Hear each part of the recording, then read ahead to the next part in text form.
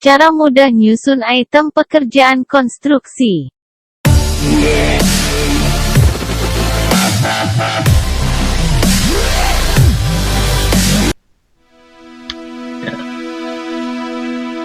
Nah, ya, tadi kita sudah melihat ilustrasi bagaimana mengaplikasikan RAB di dalam Excel.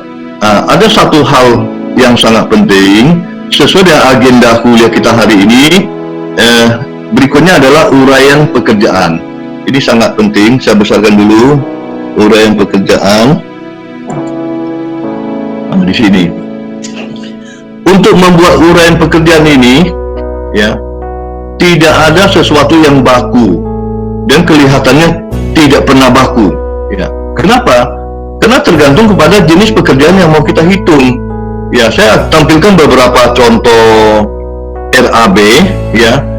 Ini beberapa contoh RAB ini tidak ada yang sama.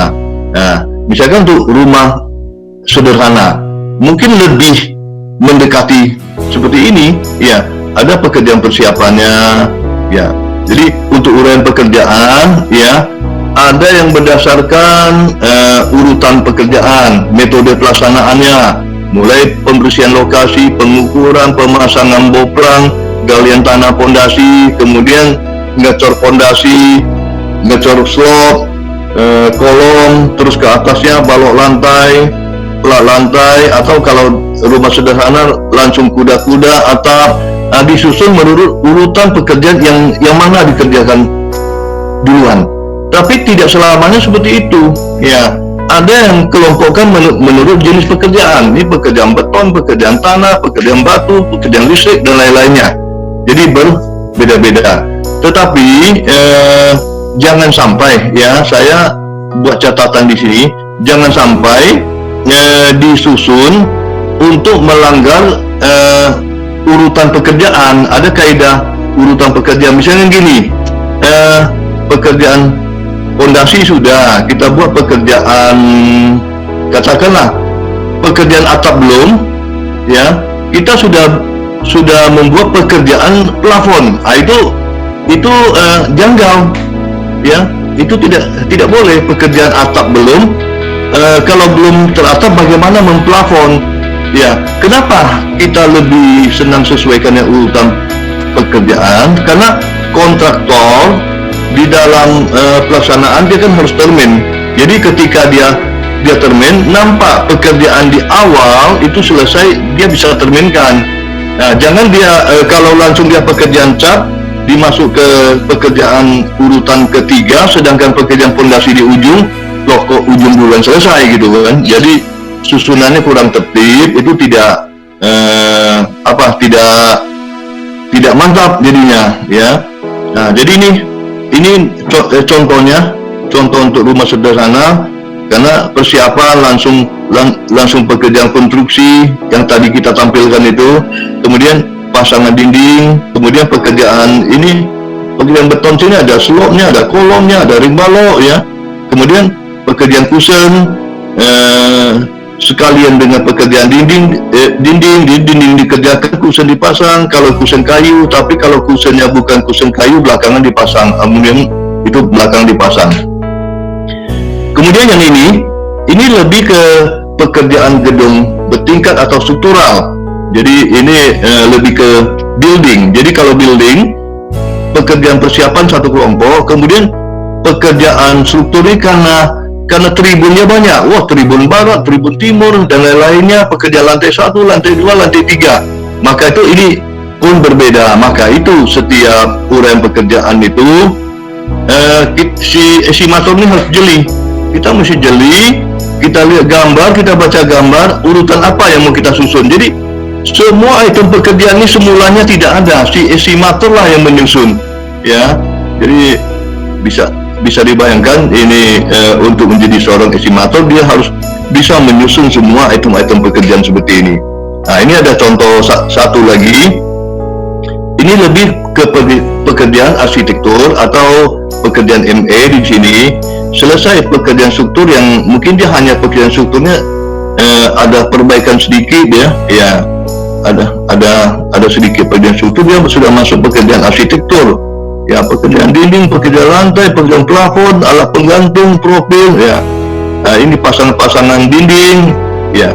Jadi ini sekali lagi saya tekankan di sini bahwa sampai saat ini belum ada yang baku dan kelihatannya tidak pernah dibuat baku, tidak bisa dibuat baku, ya. Ini kita lihat uraian pekerjaan. Jadi berikutnya adalah ilustrasi pekerjaan-pekerjaan supaya mahasiswa bisa lebih memahami, tentu dalam bentuk foto-foto, ya. Kita mulai dari awal sekali, ya. Kita coba dari awal sekali.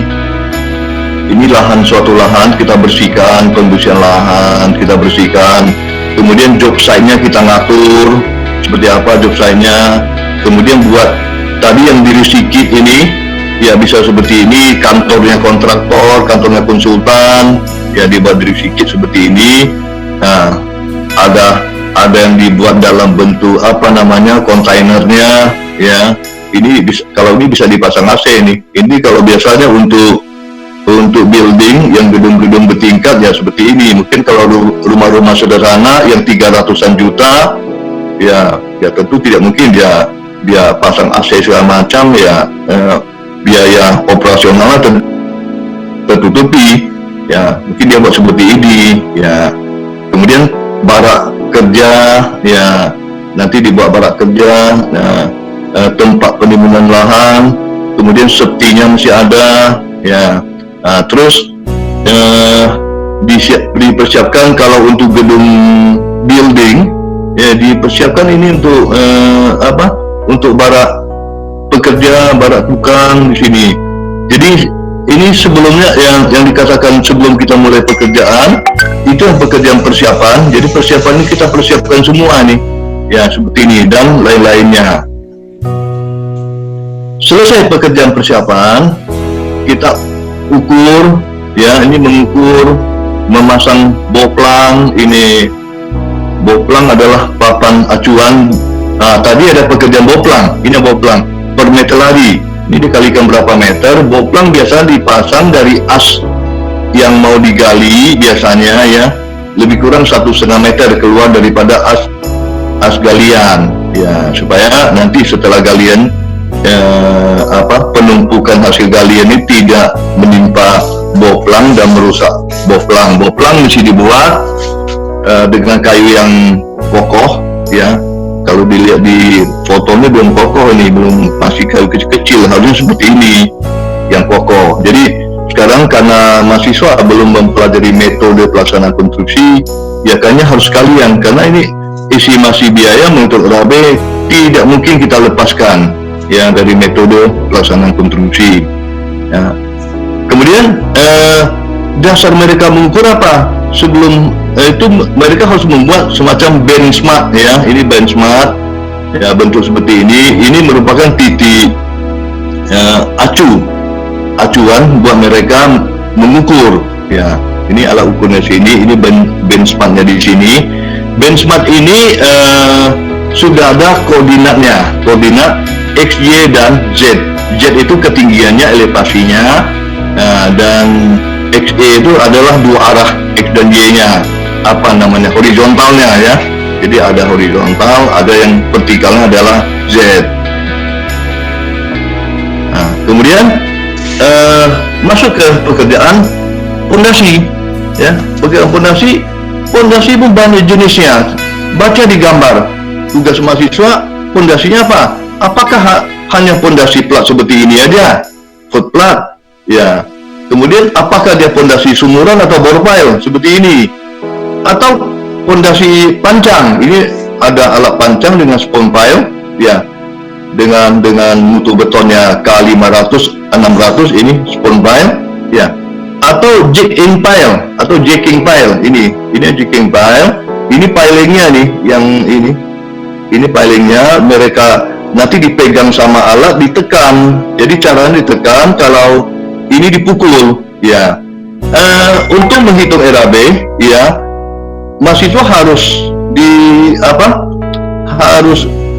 mengetahui spek teknisnya. Jadi karena mempengaruhi harga. Misalkan ini tadi, ya, mutu betonnya itu mutu beton K berapa, mutu bajanya berapa.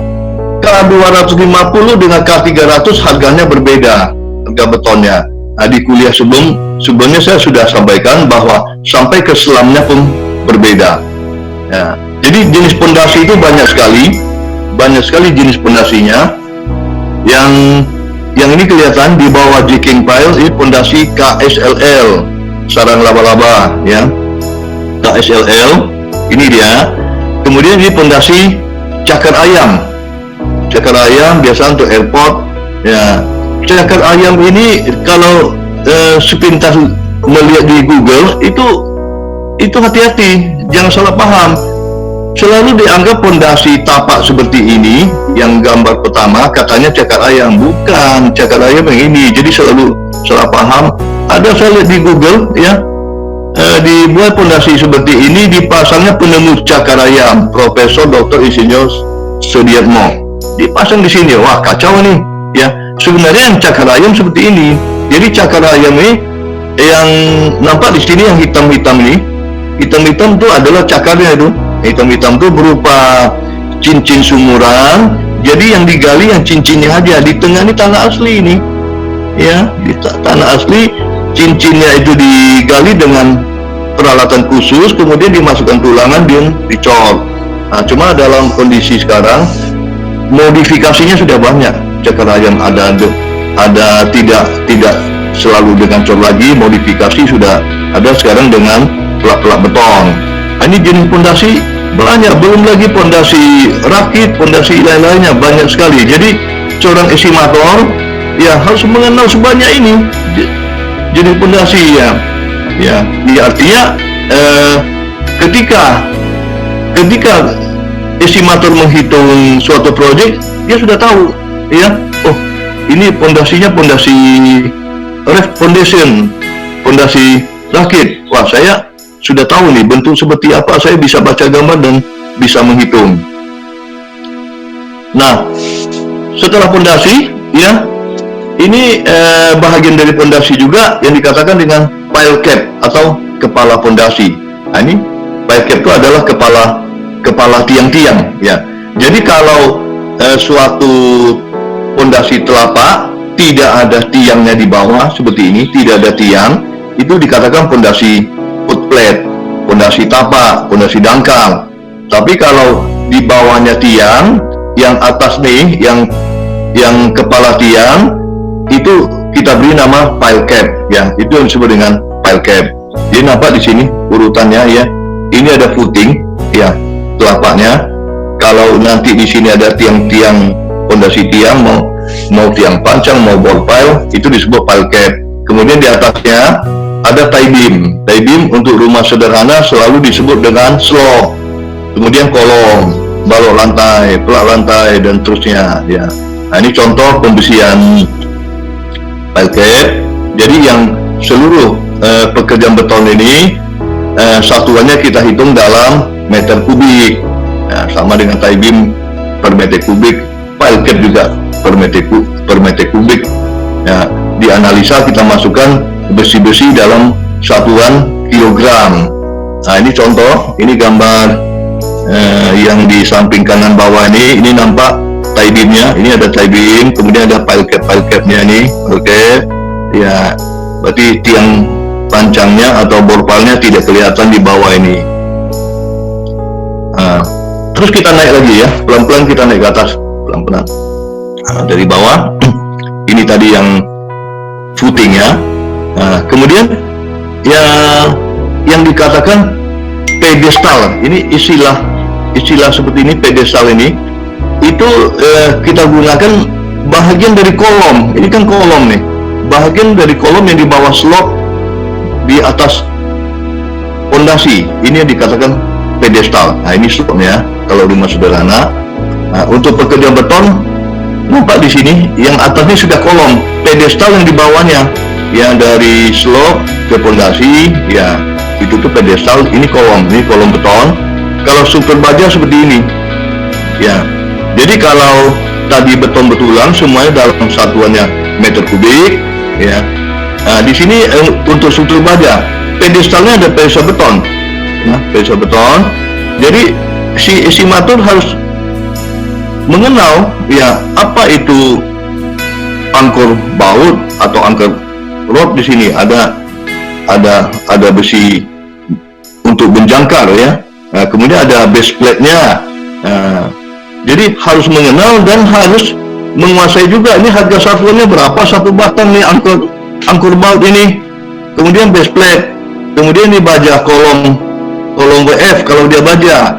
Kalau WF dan kolom WF base plate itu dalam satuan kilogram. Nah, kemudian kita harus mengenal juga mutunya. Ya, misalnya mutu baja profil itu dalam kodenya apa? SS41, bautnya A350. Ya. Jadi kita harus mengenal spesifikasi teknik karena itu semuanya mempengaruhi harga. Menguasai harga-harga satuan ya di pasaran karena di setiap daerah harganya kan berbeda-beda. Ya, kita coba lagi pelan-pelan naik ke atas lagi. Tadi dari ball pile cap, tie beam sudah. Ya, kemudian menghitung kolom. Ini kolom-kolom beton ini ya. Struktur kolom beton, ada balok lantainya, ini pelak lantai, kemudian ada balok induk, ini balok induk, ini balok anak, ini pelak lantai. Nah, kalau pembesiannya seperti ini yang kolom beton tadi, ini yang baloknya ada, katakanlah kalau ini balok induk, di sini balok anaknya, ini pembesian pelak lantai. Nah, ini yang struktur bajanya, ini kolom bisa dari Habin, baloknya biasa dari WF, kemudian ada steel decking. Ini steel decking ada yang bond deck, combi deck, smart deck, macam-macam mereknya. Macam-macam merek itu harga berbeda-beda. Spek teknisnya, ketebalannya berbeda juga berbeda-beda. Jadi mesti dibaca di gambar ketebalan 0,7 mili dengan 1 mili itu harganya berbeda. Jangan diisi dengan harga yang sama. Nah, kemudian yang untuk struktur baja ini biasanya menggunakan wire mesh. Jadi wire meshnya M berapa? Ya, M8, M10 itu harga juga berbeda-beda. Nah, itu saya memberikan ilustrasi kepada mahasiswa bagaimana harus menguasai disiplin ilmu, berbagai disiplin ilmu yang cukup luas di sini. Nah, kemudian kita lihat lagi pekerjaan pasangan bata, pekerjaan peleseran. Ini sudah pasang bata nih, ya pasang bata. Yang perlu dihitung ya batu batanya, ya pasang batu bata, campurannya berapa, satuan pasang bata meter persegi, peleseran juga meter persegi. Kemudian harus ada, ini kenapa kosong nih, yang kosong nih, ini isinya kolom praktis. Jadi kalau selesai dicor seperti ini dia kolom praktisnya. Jadi kolom praktis itu per meter lari hitungannya, jadi dengan satuan yang berbeda-beda. Nah, kalau ini bukan kolom praktis, ini acuan untuk peleseran yang disebut dengan kepalaan. Jadi sini dipasang dulu kepalaan, kemudian ini mempermudah setelah kepalaannya dipasang, keesokan harinya dipeleser. Jadi kita tinggal tarik aja kayu yang rata, tarik, peleserannya pun jadi cantik, jadi bagus ya. Nah, ini nampak ilustrasi metode pelaksanaan pekerjaan peleseran. Nah, ini dia pekerjaan kusen. Jadi kusen mempengaruhi harganya apa aja, spesifikasi teknisnya, jenis kusen, ya kusen kayu, ini kusen kayu, ini kusen kayu. Ada sekarang sudah ada kusen dari besi, kemudian kusen apa namanya aluminium, ya. Nah, ini bermacam-macam tipe kusennya. Ada kusen yang lebih bagus pada ini kusen UPV, ya harganya pun lebih mahal. Nah, misalkan kusen kayu yang mempengaruhi harga, kusen kayu biasa dihitung dalam per meter kubik atau kalau lebih simpel per unit. Kusen jendela tipe 1 unit berapa harganya atau berapa meter kubik, ya silakan. Nah, yang mempengaruhi harga apa? Kusen kayu apa? Kalau di Pekanbaru, di Riau pada umumnya kusen kulim, ya. Kulim ini cukup mahal harganya. Di bawah kulim ada kayu meranti, di sini kayu balam juga ada, kruing juga ada, ya. Tapi harganya di bawah kulim, ya. Kayu kamper di Riau dikatakan tidak ada. Ini pada umumnya di Jawa. Ini yang kamper ini. Nah, kemudian untuk pintu. Nah, ini pintu. Pintu juga bisa pintu dari apa? Dari kayu, katakanlah. Misalkan dari kayu.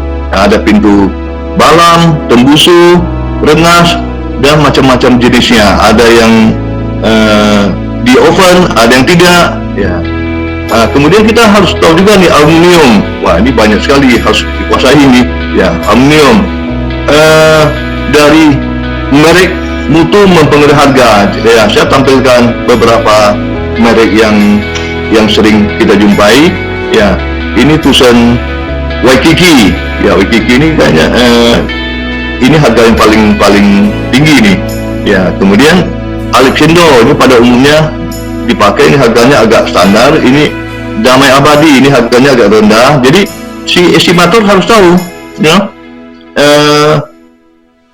jenis cushion, merek cushion yang dia pakai, karena ini semua mempengaruhi harga satuan. Dan satuannya dalam bentuk unit meter persegi. Ya, jendela kaca bisa tuh 1 meter persegi sudah include, ya, sudah ada cushionnya, sudah ada bingkai jendelanya, sudah ada kaca. Ya, apakah sudah include terhadap kunci? Itu kalau sudah termasuk kunci, ditulis di RAB-nya dengan jelas, lengkap dengan kunci, dengan engsel dan lain-lainnya 1 meter persegi berapa. Jadi mesti disampaikan dengan tertulis dengan lengkap dan jelas. Nah, kalau kita naik ke atas lagi, pekerjaan kuda-kuda dan atap. Kuda-kuda dan atap ini jenisnya juga cukup banyak, mulai dari kuda-kuda kayu. Sekarang mulai karena kayu agak sulit untuk mendapat kayu, sekarang sudah mulai sedikit yang menggunakan kayu. Tetapi kalau pada tahun 80-an hampir 95% itu adalah kayu. Sekarang malah terbalik ini, ya. Yang menggunakan kayu tinggal 10%, 20%, ya. Nah, kemudian di sini ini baja, istilahnya baja berat oleh orang awam, ya. Ini secara akademinya kita katakan baja profil. Ini bisa dari WF, Habin dan lainnya. Ini pun ada mutunya yang katakan SF41, bawahnya A35, A ya, ini bukan M ya, A35. Nah, satuannya apa? Ini dalam kilogram baja, ini dalam meter kubik yang kayu. Kemudian ini nampak kuda-kuda baja ringan. Ya, kuda-kuda baja ringan ini biasa digunakan untuk bentang-bentang yang tidak begitu panjang. Kalau bentang panjang sih agak sulit ya, karena suatu baja ringan tidak begitu kuat dibandingkan dengan baja-baja profil. Nah, baja ringan itu satuannya sudah ada meter persegi. Biasanya meter persegi sudah termasuk 1 meter persegi sudah termasuk kuda-kudanya, termasuk ring, kasau dan lain-lainnya. Nah, di sini nampak nih pekerjaan kuda-kuda yang bulat ini dari pipa, ya. Ini dari pipa, ya. Nah, terus pekerjaan atap ini jenisnya juga banyak sekali nih. Ini atap baja, ya. Atap genteng, ada yang genteng keramik, ya, yang mereknya KIA dan lain-lainnya, ya. Genteng tanah liat, kemudian dari seng, multi sirap, ada yang ondulen itu ada sebangsa karet, sebenarnya dia merek, ya. Tapi itu karena merek yang pertama ya sering secara umum orang mengenal merek itu adalah atapnya, dan lain-lainnya. Jadi banyak sekali. Kalau atap satuan dalam meter persegi. Nah, begitu juga tadi yang kuda-kuda kayu, ada jenis kayunya kruing, ya, untuk kuda-kuda yang masih dipakai sekarang ada kruing, kurdas, resak. Nah, terus di pekerjaan atapnya ada pekerjaan lisplang ini di ujung atap. Per meter lagi ada pekerjaan lisplang, di pekerjaan atap ada pekerjaan rabung, ya, pekerjaan talang dan lain-lainnya. Banyak sekali jenis pekerjaan yang di atap ini. Nah, setelah atap selesai, kita sudah bisa pasang plafon. Plafon pun jenisnya lumayan banyak sekali. Ya, saya mulai dari plafon gypsum, ya, ini gypsum dia, kemudian akustik atau gyp tile seperti ini. Ini dari gypsum yang dipasang les, ini bisa terbuka nih per buah. Ya, ini hanya terletak gitu aja. Ya, kalau ada memperbaiki listrik macam ya kita tidak perlu bongkar yang seperti ini. Ini tinggal kita tolak, kita perbaiki, kita pasang lagi. Kemudian kalau pada zaman dulu ini plafon triplek, ya, plafon triplek seperti ini sudah mulai agak jarang digunakan, ya, plafon triplek. Plafon kayu, ya, ini dari kayu, jenis kayunya pun macam-macam. Ini spanrail, ya, ini dari aluminium. Sini plafon ini, ya, ini semua tentu harganya berbeda-beda. Nah, plafon juga dalam meter persegi. Nah, kemudian yang harga yang cukup mahal itu plafon conwood. Ini conwood, semacam fiber cement, tapi kesannya seperti kayu. Ya, kesannya seperti kayu. Kalau ingin melihat conwood, itu kita pasang di plafonnya, di list plannya gedung Visipo di UIR. Ya, coba lihat kalau lihat sana, coba dilihat yang motif kayu itu dari conwood. Ini tahan air, tahan api, ya. Ya, terus kita selesai plafon, itu pekerjaan lantai. Ya, kalau metode pelaksanaan itu kerjakan plafon dulu. Kenapa? Ketika kerjaan plafon, pekerjaan lantai tidak terganggu. Ketika pekerjaan lantai, ya, kalau dikerjakan plafon kan terganggu nih, mesti letak scaffolding. Kemudian kalau pecahan atau ada kejatuhan peralatan atau bahan plafonnya akan merusak lantai, maka itu plafon dikerjakan duluan, baru kerjaan lantai. Lantai pun macam-macam. Yang umumnya dari lantai keramik atau granit ini untuk zaman sekarang, ya, lantai keramik, granit, ya. Ini mereknya pun bermacam-macam karena harganya akan berbeda-beda. Mulai merek, ya, yang di pasaran, ya, yang umumnya ada merek Roman, Maserina, KIA, Essensa, Miro, ya, dan lainnya. Ya. Ya, yang harga yang agak mahal itu Essensa, ini dia. Nah, yang lebih bagus lagi ini marmer, batu alam dan lain-lainnya, itu juga digunakan untuk lantai dengan harga yang berbeda-beda. Memang semuanya dalam meter persegi hitungan satuannya, ya. Pada sekarang sudah ada lantai vinil, ya, ini vinil, ya, meter persegi juga. Ini di lem, cara masaknya di lem di sini. Kemudian lantai parkir, ini dari kayu-kayu yang diawetkan, yang dibuat dalam bentuk sepotong-sepotong disusun berbentuk lantai parkir. Ini harga juga cukup mahal, ya. Pada zaman dulu ini sudah hampir tidak ada lantai teraso. Ini sudah hampir tidak ada nih teraso, dari ubin yang peta-peta teraso, kemudian nanti dipoles, ya, seperti ini jadinya.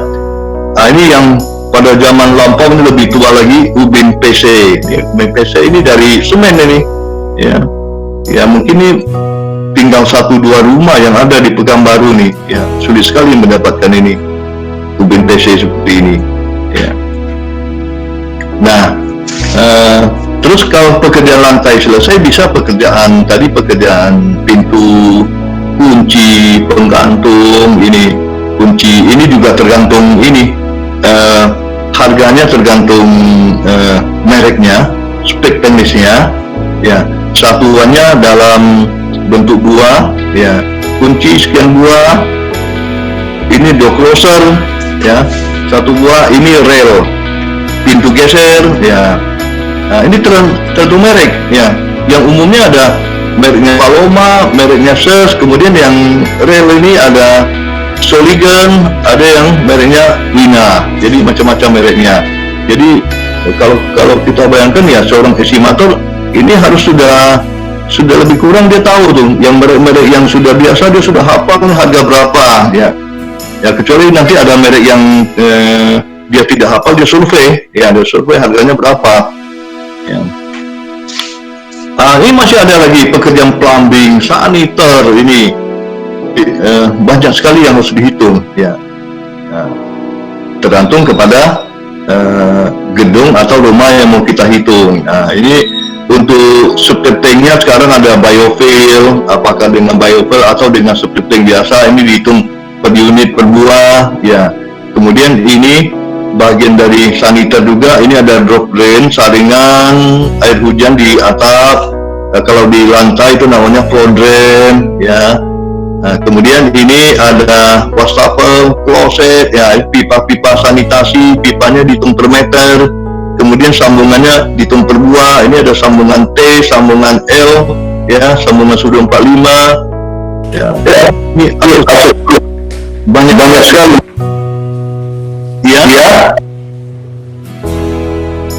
Asosiasi banyak sekali ya. Tolong mic-nya masih